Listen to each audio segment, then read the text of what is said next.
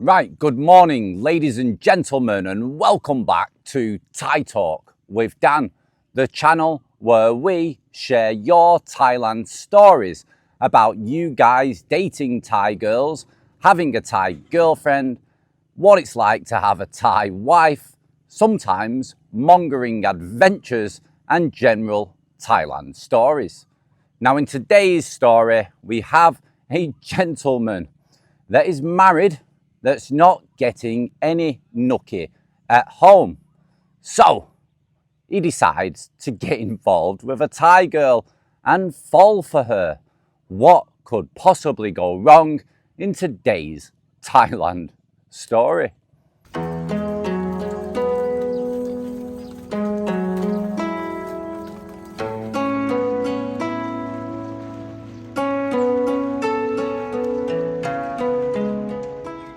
Right guys, it's Friday, so cheers to you all. You might want to grab a coffee, a tea, or if you're in Thailand and you're watching this channel, grab a beer and let's get to it.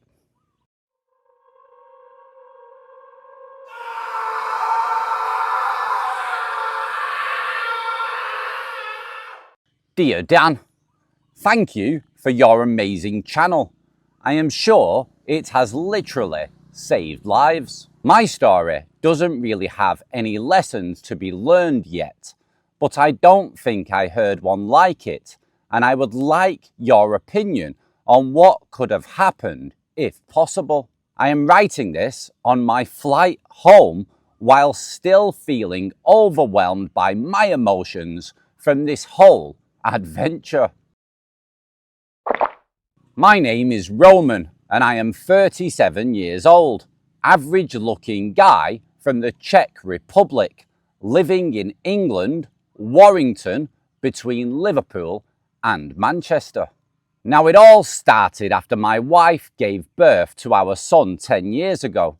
Her pregnancy was rough and after delivering, her appetite for intimacy dwindled. I soldiered on and fought against my libido for 9 years, but eventually I ended up with extreme depression from almost cheating on her with one of my work colleagues. Nice.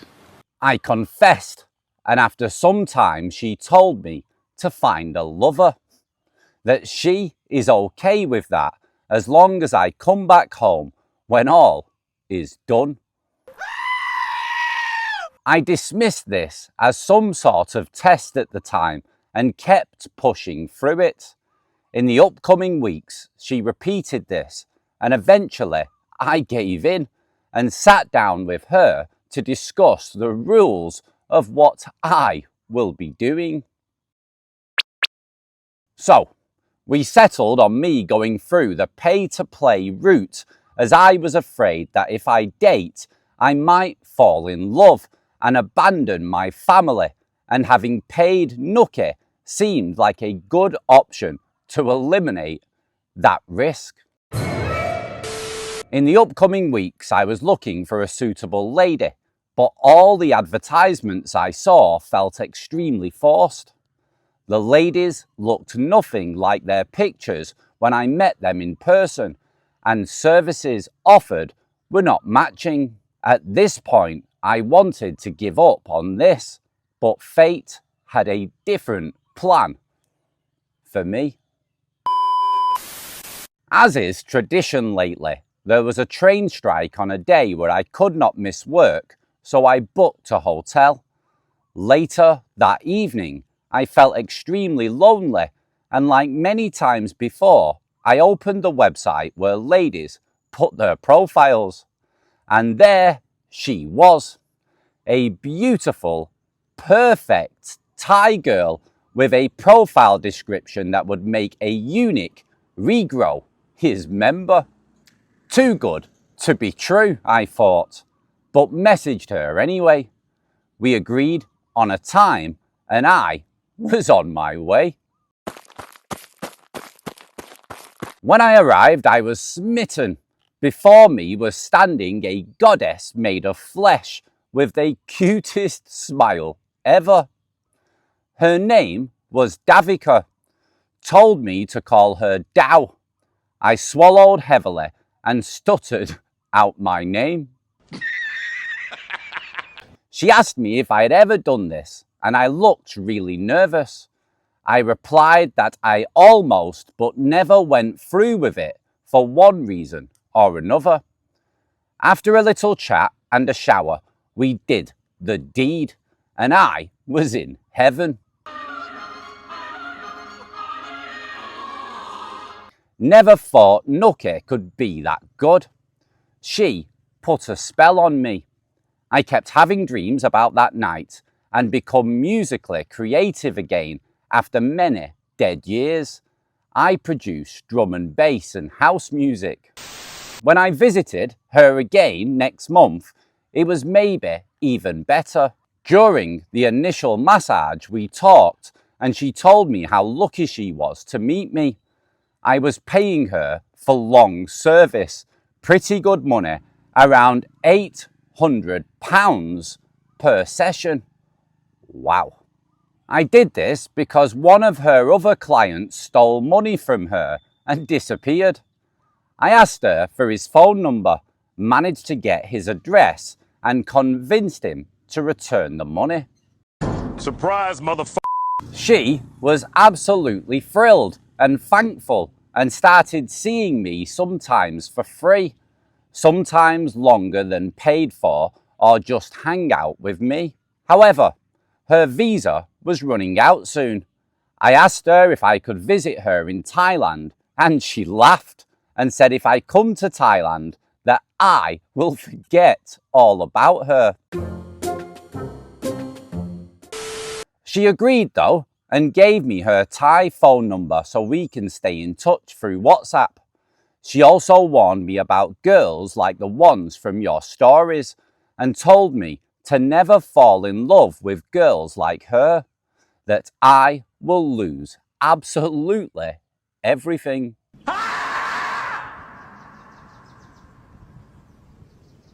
At the time, I did not understand what she meant. 2 months later, I had a solid foundation for the trip and projected to have enough in another 2 months. I wrote to her and we agreed on the date and destination, Koh Lan, for a lovely 10-day vacation. Everything was booked and ready, just had to make spending money for us with a 100,000 baht payday waiting for her. What the fuck? Now 2 days later, she deleted her WhatsApp and did not reply to any other form of communication that I had for her. I was devastated, panicking and stressed. This was the time when I found your channel, as I was looking for stories similar to mine. I was also advised that I could try to find her on Thai Friendly, which I downloaded. So, eventually, I managed to track her down. Her work, an escort agency in Bangkok, where she worked under the name Ari, and managed to contact someone in the city to hire her to confirm she's alive and well. She was my contact, even confirmed the new tattoo she had done in England, and that was not present on her work photos. Okay, I thought. I cancelled the Koh Lan booking and will come to Bangkok and hire her through the agency to ask what's going on. What followed were the longest 2 months of my life, but the wait eventually came to an end and I departed on my adventure. Now 14 hours later, I was in Bangkok and checking into my hotel. I immediately pulled out my laptop and contacted her agency. She is on holiday, was the reply. I asked when is she coming back to be met with the exact date of my visit. I was depressed, so I went to buy some wacky backy and spent all day in my room crying and smoking. When I woke up the next day, I decided that I would try to salvage what I could and opened Thai friendly, which was overflowing with messages ever since my location changed to Bangkok. Lady number one, Pat, a petite call-out masseuse, arrived swiftly after our conversation and did a decent job at the massage, but in the sheets we did not click at all. And also, in my head, I constantly kept comparing her to Dao. My boy didn't even bother to stand to attention. Yeah, right, this will make me forget about you, I thought to myself while paying her massage fee. She didn't want the short-time money since nothing happened. I wished her luck and opened the Thai-friendly application again after she left. Now, one message caught my eye. It was very simple. I can give you happiness. I replied to her, and 3 hours later, there she was, Jasmine, Muslim girl from Phuket with a very curvy hourglass body. She had a huge bosom and the cutest face that you can imagine. Absolute perfection for me.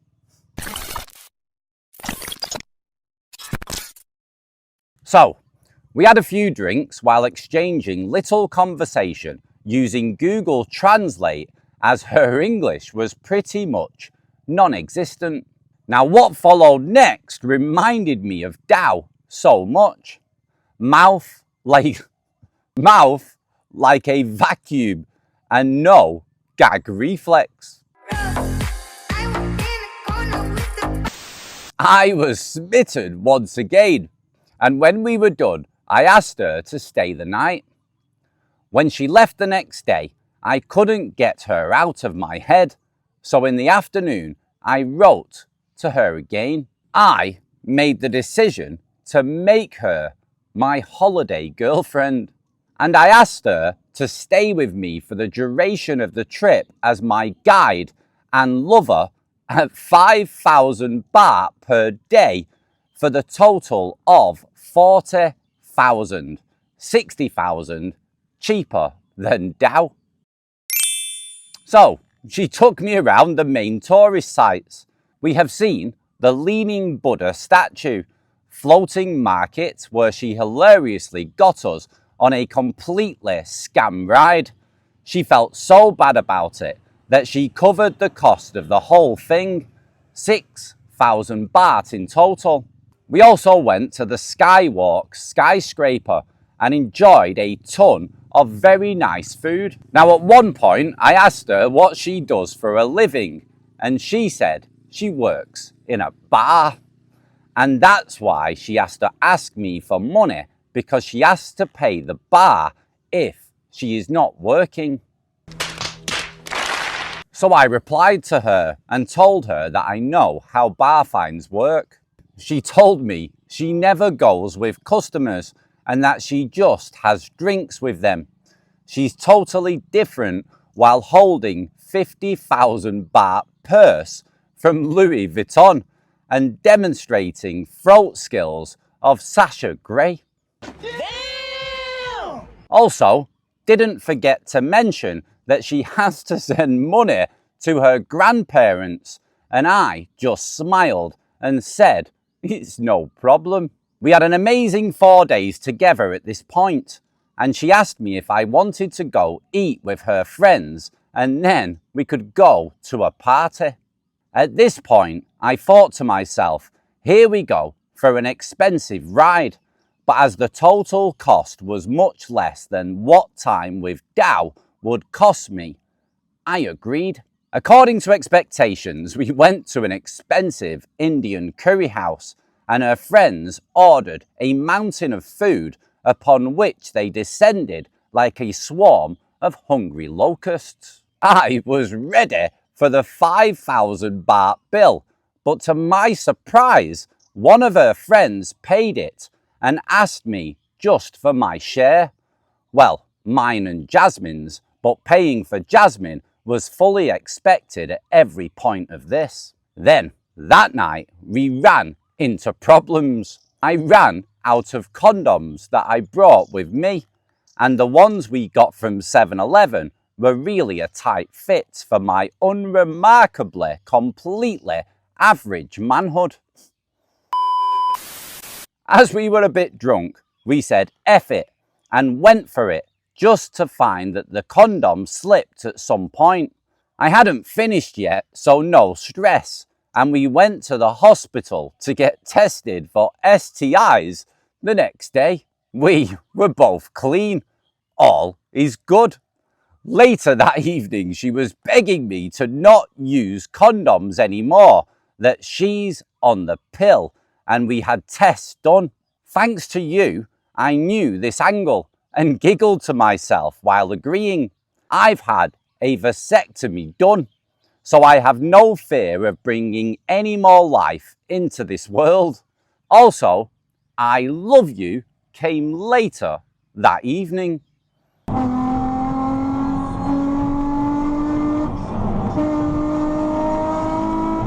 The next day, I sat down with her to have a very important talk with her about my financial situation and that she should not pin any hopes and dreams on me because, quite frankly, I am skint. I also shared the story of me and Dow. She said that is no problem and that she likes me not for my money. A bullshit? A bullshit? A bullshit? A bullshit? True love. I did not mention the vasectomy. She also instantly identified Dow as an escort and told me that she's after my money and that I really should forget about her. Then I got run down, like from your channel videos. Of course, Jasmine, don't do that. It's all the other girls. Over the next few days, we partied like there is no tomorrow.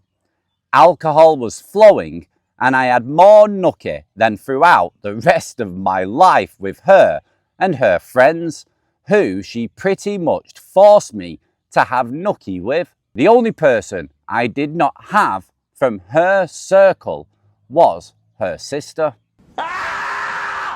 She was perfect company and never abused me with her friends. Always had to pay our fair share only, even though the constant up to you was infuriating at times, but I think I would have that with any girl I could possibly meet there. Only times I paid for the whole group was when we went to clubs and I offered to buy bottle service. My choice, my offer, no pressure from anyone. And so the story of me and Jasmine went beautifully throughout the duration, and I kept wondering what will come next. Will she go through the pregnancy angle, or will she just stay my holiday girlfriend in Thailand to visit once a year? So many thoughts and emotions ran through me right now as I sat on my flight home. I have a pretty good idea where I stand with Jasmine, and even though I would like to stay in touch as she's a lot of fun and my bond to her is not strong enough to start sending her money if, more like when, that angle comes. But I keep wondering what Dow's angle was. 100,000 baht is no small amount to just walk away from without saying a single word 2 days after the plans and dates were finalized. I keep hoping that she just found a rich fella to be with during the time we were supposed to be together. But honestly, I don't think I will ever be able to fully stop thinking about it. Thank you for your time and opinion, and keep doing the good work. I am attaching pictures of everyone involved for reference, but please do not publish those.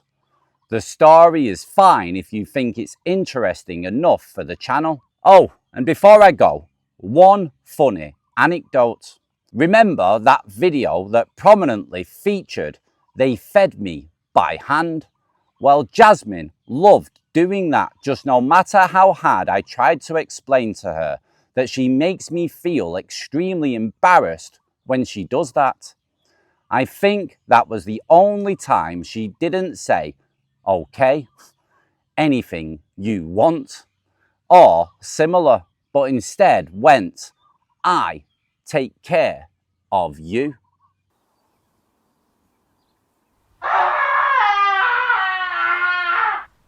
Kind regards, Roman.